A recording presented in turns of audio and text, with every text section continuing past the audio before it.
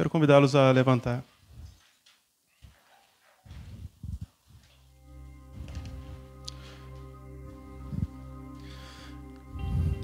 Senhor Jesus, abra os nossos ouvidos e fale aos nossos corações. Que recebamos o Teu ensino como palavra de Deus e não de forma leviana. Quebra todo o sistema de pensamento materialista, egoísta que se opõe ao Teu ensino e nos conduz à verdadeira sabedoria. Tem misericórdia do Teu povo. Lucas 12, 13 a 21.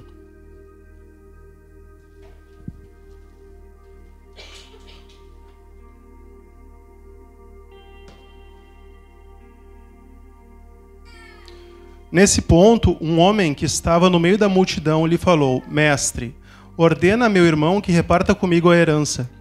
Mas Jesus lhe respondeu: Homem, quem me constituiu juiz ou partidor entre vós? Então lhes recomendou: Tende cuidado, guardai-vos de toda e qualquer avareza, porque a vida de um homem não consiste na abundância dos bens que ele possui.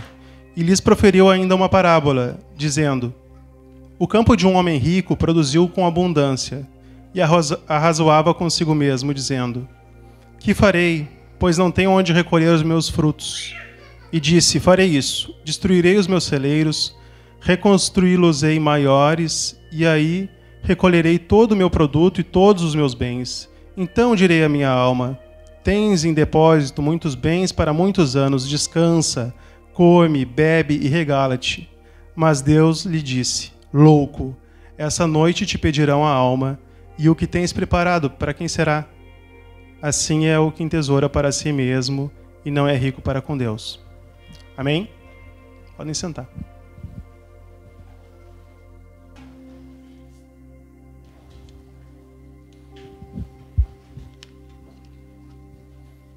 Essa porção da palavra de Deus que a gente vai ler hoje, ela contém uma advertência e uma parábola, né? A gente já vai começar a estudar ela. A gente vai falar hoje sobre alguns temas: cobiça, avareza, egoísmo. E a gente vê na realidade da igreja brasileira muitos falsos mestres exercitados em cobiça que fazem da fé um verdadeiro mercado. Tem gente que vende rosa ungida por aí, faz de tudo. E os mercadores da fé têm um público bem definido, são as pessoas que querem um Deus que lhe atenda os desejos egoístas. Esse é o público desses mercadores da fé. Jesus, para certas pessoas, não passa de um meio para obter saúde, sucesso, dinheiros e bens aqui nessa terra. No jargão, querem a bênção do Senhor, mas não querem o Senhor da bênção. Tem uns falsos mestres mais escrachados, que tu olha e tá, esse é um falso mestre, só quer meu dinheiro. E tem outros que são mais comedidos. Ensinam que nessa terra a gente vai comer do melhor, em todas as áreas da nossa vida a gente vai ser abundante, física e materialmente, e dizem que para isso foi que Jesus morreu. Essa é a realidade da igreja evangélica brasileira. E a gente vai mudar isso? Muito provavelmente não. Mas cabe a nós aqui na nossa igreja local conversar de forma sincera sobre o que a Bíblia diz sobre o dinheiro. Por isso que na nossa liturgia a gente colocou um pedaço do culto entre a oração e os cânticos espirituais para que a gente possa ofertar. E também ensinar em todo culto sobre dinheiro. A gente não vai mudar a realidade da igreja, mas a gente pode ensinar na nossa própria casa, a gente pode ensinar na nossa própria igreja. Cada pessoa que está aqui pode se deixar moldar pela palavra de Deus. E essa é a minha oração hoje, que a gente possa viver para a glória de Deus, inclusive com os nossos recursos. Nesse culto, em especial nesse culto. Cuidado para não pensar genericamente na igreja, não pensa nos demais irmãos da igreja, em outras pessoas. Tenta pensar apenas em você e na sua família. É um assunto que não é para tu ficar pensando em outras pessoas, tá? Vamos então para a síntese desse texto. Como eu falei, essa passagem tem uma advertência contra a avareza e uma parábola. A advertência é assim: fala que um homem chegou até Jesus querendo satisfazer os seus desejos. Ele chegou: olá Jesus, tudo bom? Ele viu Jesus pregando e disse: olha, eu tenho uma causa para ti, né? Decide em meu favor. Estou brigando com meu irmão e quero uma parte na minha herança. Ele viu que Jesus era um sábio, ele queria que Jesus estivesse do lado dele nessa disputa de bens. E Jesus rejeita o caso, não partilha nada, nem pede informações, nem nada. Ele só diz assim, ele frustra o desejo do homem. Ele frustra. E ele adverte sobre o risco da avareza na frente de muitas pessoas. O jovem estava dominado pela cobiça a ponto de preferir uma porção maior na herança do que um bom relacionamento com o irmão dele. O que ele queria era mais dinheiro do que o irmão dele. Depois dessa advertência direta, Jesus começa a explicar uma parábola. Na frente também de um monte de gente. Imagina, chegou um jovem até Jesus, pediu algo, ele diz, eu não vou atender teu caso. Na verdade, teu coração é avarento. Não quero nem te ouvir. Tu é uma pessoa que tem um coração avarento. Imagina isso acontecer. Na frente de um monte de gente. Depois ele conta uma parábola, que a parábola é para aquele cara e para ensinar para um monte de gente. A parábola é a parábola do rico insensato. Na parábola, o campo de um homem rico produzia em abundância. E após a colheita, a preocupação do homem é onde guardar tanto cereal. Ele pensou consigo mesmo, eu vou planejar vender tudo e descansar, comer, beber, regalar, aproveitar minha vida, desfrutar os meus sonhos que eu sempre pensei na minha cabeça. E ele fica pensando na cabeça dele, e Jesus fala para ele, Deus fala, insensato, louco, tolo, tu vai morrer, essas riquezas não vão para o caixão. Então tem uma advertência e tem uma parábola dentro desse texto aqui pequeno que a gente leu hoje. A gente vai começar estudando sobre a advertência, tá? Vamos ler de novo. Nesse ponto, um homem que estava no meio da multidão disse a Jesus, Mestre, diga a meu irmão que reparta comigo a herança. Mas Jesus lhe responde, Homem, quem me nomeou juiz ou repartidor entre vocês? Vamos pensar um pouco nesse começo do texto. Provavelmente era um jovem que estava ouvindo Jesus, interrompeu ele e falou diretamente com Jesus. Aquele jovem notou que Jesus era um sábio. Ele estava, antes, diz assim, nesse ponto, então significa, ele estava fazendo um discurso e aquele jovem estava escutando Jesus e ele conseguiu acesso a Jesus e falou que queria Jesus do lado dele nessa briga por dinheiro. Ele viu que Jesus era um sábio, pediu a sua ajuda nessa disputa familiar sobre a herança. O homem queria Jesus do lado dele nessa disputa por dinheiro. Em Israel existiam leis específicas para repartir heranças, lá em Deuteronômio. Também era muito comum que um rabino julgasse esse tipo de questão, como uma espécie de um advogado ou de um mestre. Então, por isso que ele começa assim, mestre, ordena que meu irmão. Então ele olha para Jesus e reconhece, tu és um mestre, tu pode arbitrar em meu favor essa contenda. Então o jovem pede que Jesus entre no caso. É como, quero que tu, Jesus, seja meu advogado nessa briga aqui, que eu tenho com a minha família. Tá? O jovem não pediu uma solução justa sobre o caso, ele queria que Jesus determinasse que o irmão dele repartisse a herança. Queria que Jesus fosse o advogado, lutasse pelos seus interesses. Ele não queria contar, explicar o caso, ele só queria que Jesus intervisse. Tá? Aqui já cabe uma aplicação nesse texto. Quando alguém aqui na igreja te machuca, te fere, tu ora pedindo que Jesus advogue a tua causa? Que Deus mostre o quanto esse irmão está errado e decida essa briga em teu favor? Essa não é uma forma boa de começar um assunto com Deus. Ele vai rejeitar a tua causa se tu for nessa linha de conversa. Quando o teu cônjuge briga contigo, a tua oração é para que Jesus fique do teu lado e mostre o quanto o teu esposo está errado? Não é nessa linha também. Deus vai rejeitar esse teu pedido de advocacia. Esse não é o método que Deus usa para resolver conflitos.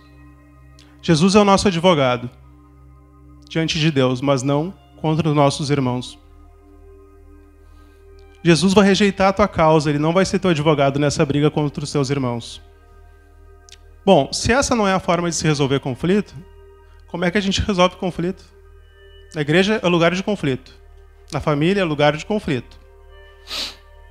Então Jesus hoje te convida a tu pensar nos teus pecados e o que os teus pecados causam danos nos teus irmãos. Vamos começar pensando por nós mesmos. Eu falei que hoje ia ser um culto da gente pensar na gente. No caso da passagem, era a ganância que dominava o coração daquele jovem e atrapalhava a vida dele na família. Jesus olha para ele e diz: cara, teu coração é ganancioso, velho. Cuida do teu coração primeiro, depois a gente vê o caso, enfim. Jesus conhece o nosso coração. Peça para que Deus mostre quais são os teus pecados que atrapalham a convivência com os teus irmãos, na igreja, na família. Pensa, coloca diante de Deus. Eu estou falando devagarinho para que vocês realmente vão fazendo esse exercício comigo. Bom, depois que você fez isso, peça que Deus tenha misericórdia de você e peça que Deus tenha misericórdia do teu irmão também. E peça que Deus propicie a reconciliação. Esse é um jeito melhor de se resolver conflitos. Deus, quais são os meus defeitos, os meus pecados que estão fazendo eu causar dano para o meu irmão? Deus, tem misericórdia do meu irmão. Tem misericórdia de mim. Deus, propicia a reconciliação. Se tu tem algo contra teu irmão, ora, peça perdão a Deus pelas suas atitudes nesse conflito. Convida o teu irmão para conversar e peça perdão pelos teus pecados. Conversa, ouça o teu irmão, mostra a tua dor, diga: olha, aqui tu me machucou. Mas já vá com o coração preparado, já vá com o coração de quem fez esse dever de casa, de pensar nos seus próprios pecados, de pedir misericórdia, de pedir que Deus nos perdoe, que Deus perdoe nosso irmão, que Deus nos dê reconciliação. Não peça: Deus, Jesus, seja meu advogado nessa briga. Jesus vai dizer: não vou te ajudar. Esse problema é do teu coração primeiro. Então vamos para o texto. Jesus lhe respondeu: homem, quem me nomeou juiz ou partidor entre vocês? Ou seja, o jovem estava do lado, veio na multidão, ordena que o meu irmão reparta comigo, e Jesus diz: homem, quem me constituiu juiz ou partidor entre vocês? Jesus rejeita o caso. O Deus encarnado, a verdade de carne e osso, não toma partido na briga por dinheiro. Não aceita atuar como advogado na briga de irmão. Não pede maiores detalhes do caso. Não pergunta qual é o Monte Mor, quantos irmãos tem. Vamos abrir aqui a lei de Israel, vamos te explicar o que diz a respeito da lei de Israel. Ele diz... Ele não entra no caso, ele rejeita o caso. Então, lhes recomendou: tenham cuidado e não se deixem dominar por qualquer tipo de avareza, porque a vida de uma pessoa não consiste na abundância dos bens que ela tem. Então, assim, por que a gente disse que essa é a parte da advertência? Tomem cuidado. Tomem cuidado. Antes da parábola, Jesus traz uma advertência. Tomem cuidado. Atenção. Atenção sobre o quê? Ganância, avareza. A advertência é para que nós não sejamos avarentos. E o que é a avareza? A avareza é o amor ao dinheiro. Avareza igual amor ao dinheiro. Quiser anotar? Avareza igual amor ao dinheiro. E o amor ao dinheiro tem destruído famílias. Tem sido pilar de brigas de casais. Cada um pensa exclusivamente nos seus próprios interesses. A gente vive numa sociedade materialista e a gente deve ter cuidado para não continuar a reproduzir esse ideal de vida boa proposto pelo mundo. O mundo é materialista. E tu, que se diz cristão, vai viver nessa linha? Essa é a vida boa que o mundo propõe. O Deus desse século tem cegado o entendimento dos incrédulos para que eles não resplandeçam a luz do Evangelho. Nessa igreja, que a gente, quando subir nessas escadas, que a gente veja os nossos irmãos e que a luz de Deus resplandeça nos nossos olhos. E a gente vai resplandecer essa glória de Deus se a gente for generoso. Muito mais do que nós formos egoístas. Quando a gente luta pela paz, quando a gente cede, quando a gente suporta os nossos irmãos em amor, a gente reflete mais a glória de Deus. É para isso que a gente foi chamado. Não é para a gente ficar rico. A gente foi chamado para refletir a glória de Deus. Toma cuidado. Essa advertência é para nós. Não te deixa dominar pela avareza. Tanto dano é causado por ciúme, ressentimento. Porque você tem uma coisa que outra pessoa não tem e ela sente inveja. Inveja também é um desdobramento da avareza. Se tu sente inveja dos outros é porque o teu coração também é avarento. Deus, quando escreveu os 10 mandamentos, ele não deixou a cobiça de fora. Ele foi escrever 10 leis. Se a gente fosse escrever aqui, a gente ia escrever não matar, não roubar. Mais uma eu já não sei. Respeitar pai e mãe, muita gente já não ia botar. Avareza, cobiça, muito difícil alguém pensar em avareza. Mas quando Deus foi fazer os 10 mandamentos, avareza, cobiça, Deus lembrou. Não, essa aqui, bota nos 10 mandamentos, que é importante. Então toma cuidado. Se Deus lembrou quando escreveu os 10 mandamentos, é porque a gente tem que ter cuidado. Não te sinta melhor nem pior do que teu irmão porque tu tem mais ou menos dinheiro. Vamos lembrar do texto? O texto diz assim: a vida de um homem não consiste na abundância dos bens que ele possui.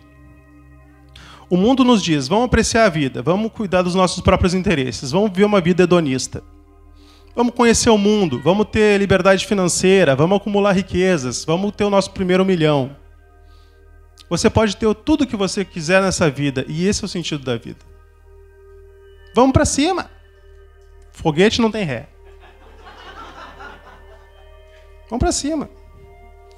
A vida de uma pessoa não consiste na abundância de bens que ela tem. Isso é pura vaidade. O valor do homem não repousa na quantidade de bens que ele possui. Então, não atribua o seu valor à sua carreira profissional, o teu saldo na conta bancária, a cor da sua pele, a sua inteligência, se tu tem mais ou tu tem menos oportunidade. Esse não é um critério que Deus usa para atribuir valor às pessoas. Se tu é um cristão, se tu te diz cristão, e tu vive com valores materialistas no teu coração, individualista, egoísta, de sucesso, se tu mede o teu sucesso como um ímpio mede o seu próprio sucesso, como um incrédulo mede o seu próprio sucesso, tu não pensa muito diferente do mundo. Tu só pensa em mudar de carro, ter uma carreira de sucesso. Vive em função do dinheiro e do status. Pensa muito em si mesmo. Se atrai por ganhos de dinheiro sem trabalho. Desperdiça dinheiro em jogos, apostas esportivas e criptomoedas. Esse não é o desejo de Deus para ti. Se tu te sente menos do que teus irmãos porque tu tem do que alguns irmãos têm mais dinheiro do que você, se tu cobiça o que teu irmão tem, tu está caindo na mesma cobiça e na mesma avareza. Essa daqui é uma parábola do rico, né? Então a gente pode pensar, não sou rico, não vai me pegar hoje. Não, mas aqui, quando a gente também tem inveja, essa parábola nos pega. Tá? Se tu te sente melhor do que os outros porque tu tem um pouco mais, tu está pecando. Se tu sente pior do que os outros, tu também está pecando. Porque esse não é o critério que Deus usa para te julgar. Mas eu me sinto menos do que fulano de tal porque ele tem mais do que eu. Tu está pecando. Tu está sendo avarento. Tu está invejando. Deus não te julga assim. Deus não te julga assim. Então, tu não deve te olhar dessa forma também.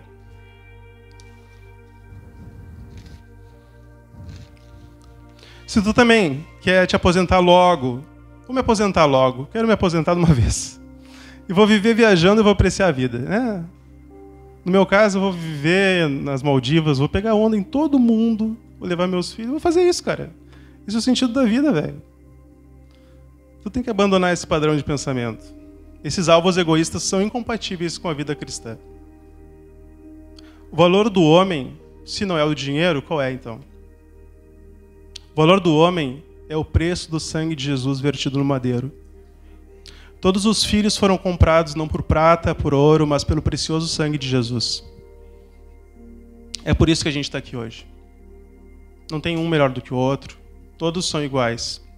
Todos foram alcançados pelo sangue de Jesus, que nos reconcilia. O jovem estava dominado pela cobiça a ponto de preferir maior porção na herança a um bom relacionamento com seu irmão. Jesus morreu na cruz, tomou sobre ele o peso dos nossos pecados, te substituiu na morte que tu merecia, e tu foi reconciliado com Deus. Além disso, por estar unido com Deus, agora tu pode amar o teu irmão, que também foram comprados pelo mesmo preço. O teu irmão tem o mesmo preço que tu, vale a mesma coisa que tu. E tu é chamado a amar ele.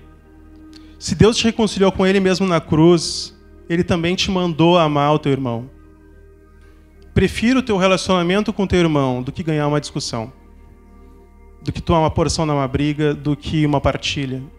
Prefiro o teu relacionamento. Se necessário, toma o dano. Assuma o prejuízo. Jesus fez isso por ti. Não vai com tudo. Teu irmão vale muito. Essa foi a primeira passagem. A gente começou estudando aqui sobre a advertência. Agora a gente vai estudar a parábola. Vamos lembrar. Jesus contou a parábola do rico insensato. Na parábola, o campo de um homem rico produziu em abundância, e após a colheita, o rico não sabia onde enfiar tanto cereal. Ele pensava, bom, eu vou destruir esses celeiros, vou construir outros, vou vender tudo, vou descansar. Vou beber, vou aproveitar a vida, que é isso que a vida é. Deus olha para aquele homem da parábola e diz, insensato, louco, hoje tu vai morrer. Vamos ler o texto de novo? Jesus lhes contou ainda uma parábola dizendo, o campo de um homem rico produziu com abundância. Então ele começou a pensar, que farei, pois não tenho onde armazenar a minha colheita? Até que disse, já sei, destruirei os meus celeiros, construirei outros maiores, e aí armazenarei todo o meu produto e todos os meus bens. Então eu direi à minha alma, você tem um depósito, muitos bens para muitos anos, descansa, coma, beba, aproveita a vida. Mas Deus lhe disse, louco, essa noite lhe pedirão a tua alma, e o que você tem preparado, para quem será? Assim é o que ajunta tesouros para si mesmo, mas não é rico para com Deus. A gente lê uma parábola que tem um homem rico, que tem um campo que produziu em abundância. Então o homem já era rico. E o campo que produziu tantos cereais veio da terra. Deus é o dono da terra. Ele é o dono do mundo. Ele que mandou as chuvas para que aquele cereal florescesse. Deus é o dono das estações do tempo. Ele que tornou aquele chão fértil. Foi Deus que fez tudo isso. E o rico, que teve essa colheita maravilhosa, devia ter agradecido a Deus pela safra abundante. Ele não lembrou de Deus. Ele não lembrou que Deus que deu as estações do ano, que deu campo para ele, que ele já era rico e Deus ainda abençoou ele ainda mais. Ele não lembrou. Ele só pensava nele mesmo. O homem perguntou, ganhei tanto dinheiro, o que eu vou fazer agora? Se tu pode ver, ele começa a falar consigo mesmo. Ele só fala com ele mesmo. Ele só pensa nele. Como eu posso encontrar um lugar ainda maior para guardar essa riqueza? O homem não perguntou, como eu posso usar essa riqueza para enriquecer o meu próximo, a minha comunidade, a minha igreja? Ele não perguntou isso. As perguntas dele eram só nele. Ele não pensou, como é que eu posso fazer isso alcançar mais pessoas?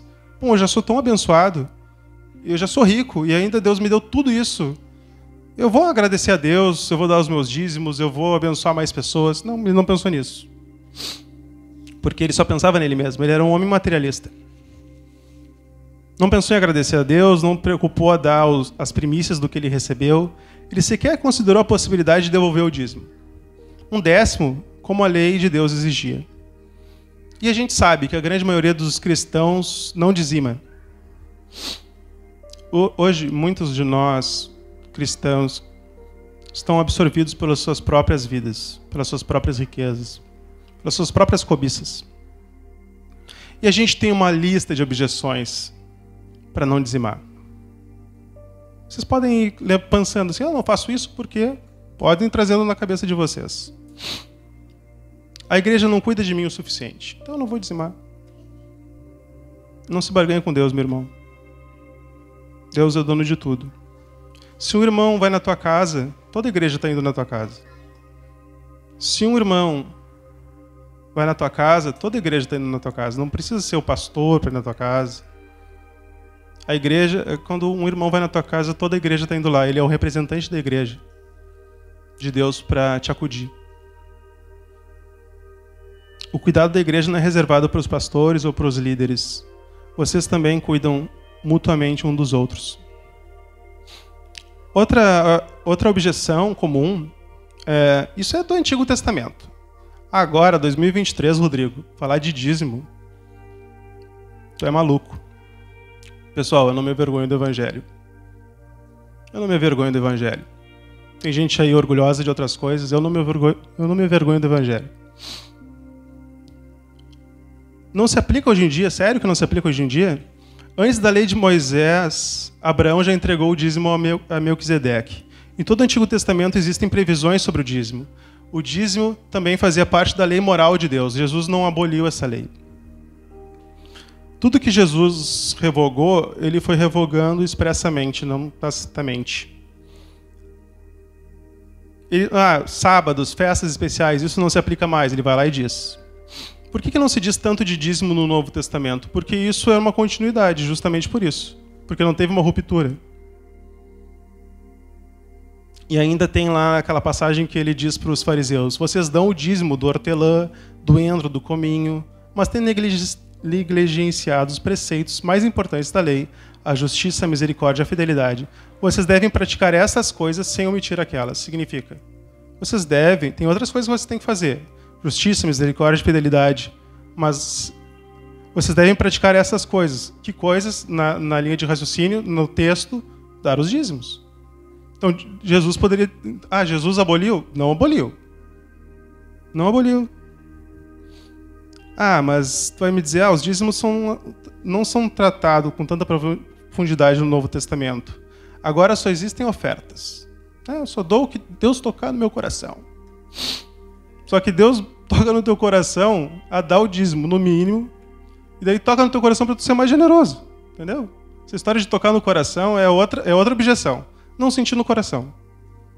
Não sentir no coração. Mas aí, assim, e também não posso ser constrangido. Estou me constrangendo. Só que, assim, Jesus chamou esse jovem, falou que ele era avarento na frente de uma multidão, tá? Então, assim, deixa Deus te constranger essa noite. Deixa Deus te constranger. Agora só existem ofertas, não se fala mais em dízimo. Como é que tu acha que o cristianismo avançou no primeiro século? As pessoas não davam dízimo, é isso. Foi isso, teve uma ruptura ali. As pessoas davam dízimo, como era no Antigo Testamento. Por isso que as coisas andavam mais rápido. Também. Não é só por isso, mas também. Não tem tanta ênfase justamente porque tem uma continuidade.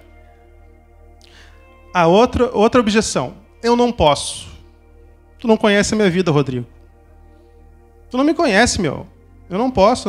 É muito demais, é demais para mim. Será mesmo? Fica diante de Deus Todo-Poderoso e diga, eu não consigo, Jesus. Não é para mim que tu tem que te justificar. Será que tu não vive um padrão de vida incompatível com a tua renda? Se Deus já te deu, já pensando nisso. Tu vai continuar sendo um filho de Deus se tu não dizimar. É um ensino errado dizer que tu não vai ser.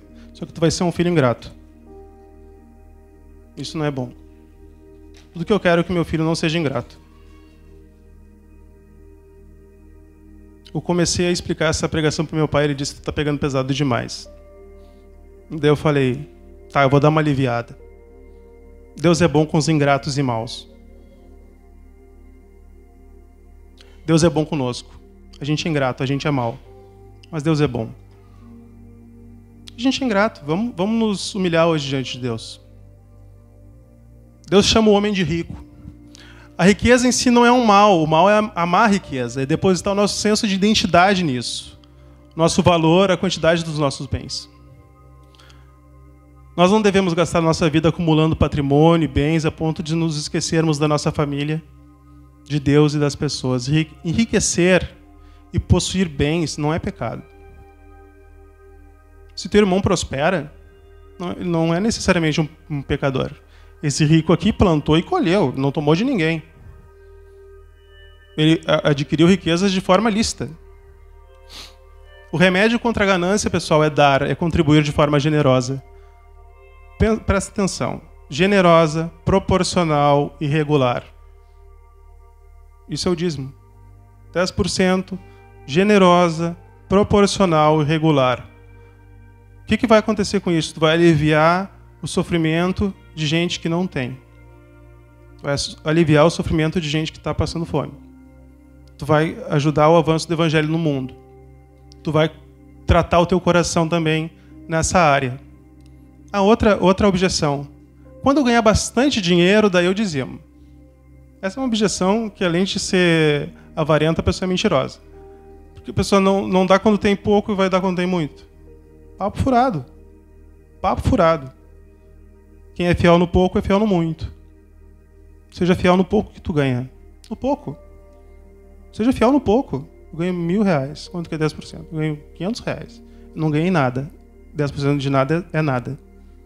Então tu não tem que dar nada. Tu tem que receber a ajuda da igreja. E se os outros forem fiéis, a igreja vai ter para te acudir. Ganha o máximo de dinheiro que tu puder. Cuida da tua família.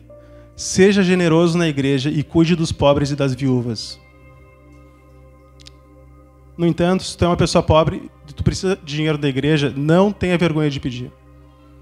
Não tenha vergonha de pedir, que a gente não vai reter. A gente vai dar e vai contar que alguém vai depositar e a gente vai pagar as contas depois. O limite da nossa generosidade é o cuidado com a nossa própria família.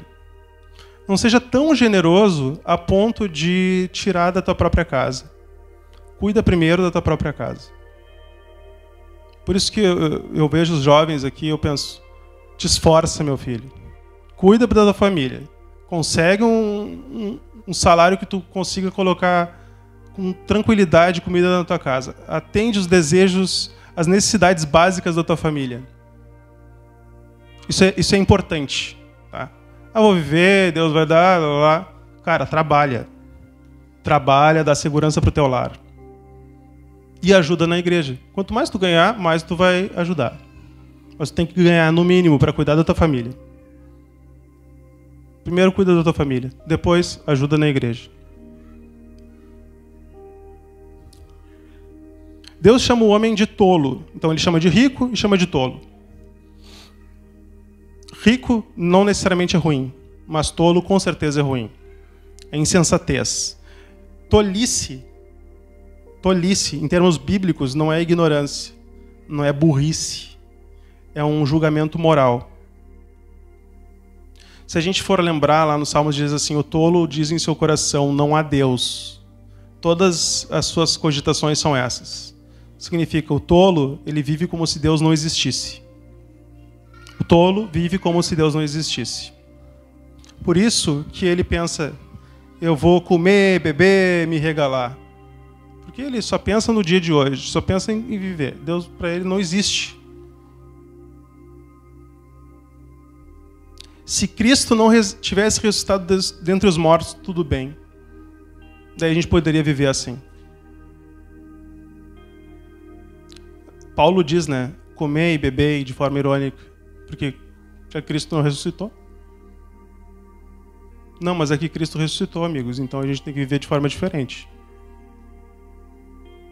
Posso ouvir um amém? Vamos viver diferente. Vamos renunciar a esse jeito de viver. Cristo ressuscitou, a gente não pode viver assim. Notem, enquanto na parábola o homem fala em si mesmo. Vamos lá. O homem do campo rico produziu em abundância, razoava consigo mesmo. O que farei? Pois não tenho onde recolher os meus frutos.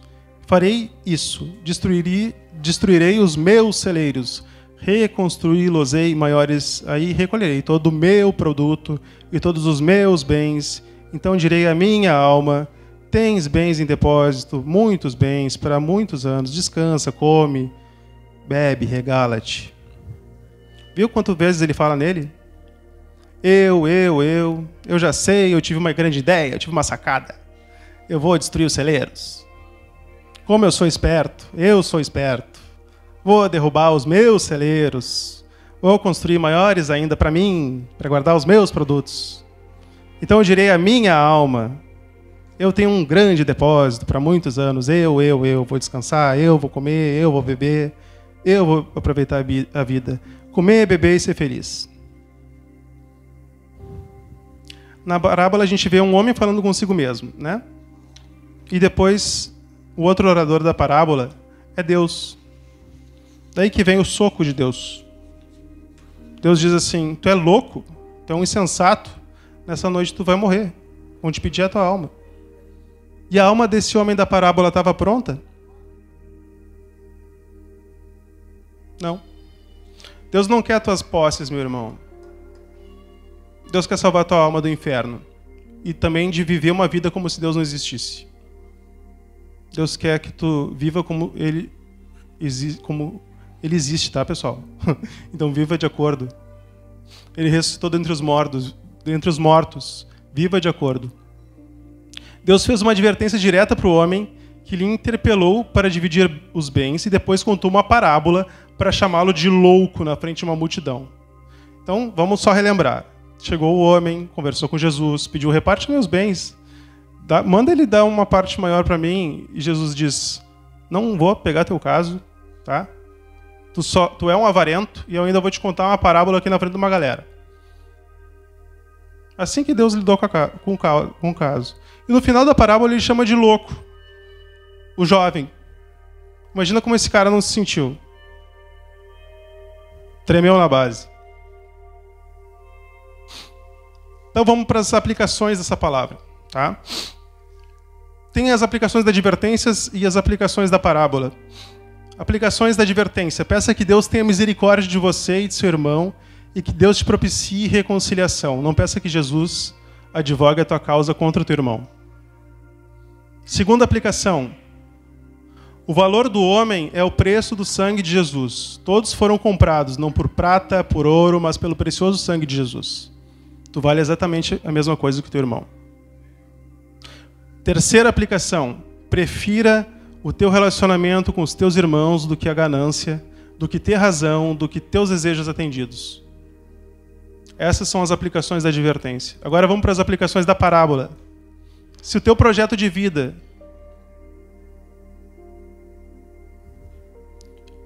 Vou te perguntar, o teu projeto de vida inclui ganhar dinheiro para sustentar a tua casa?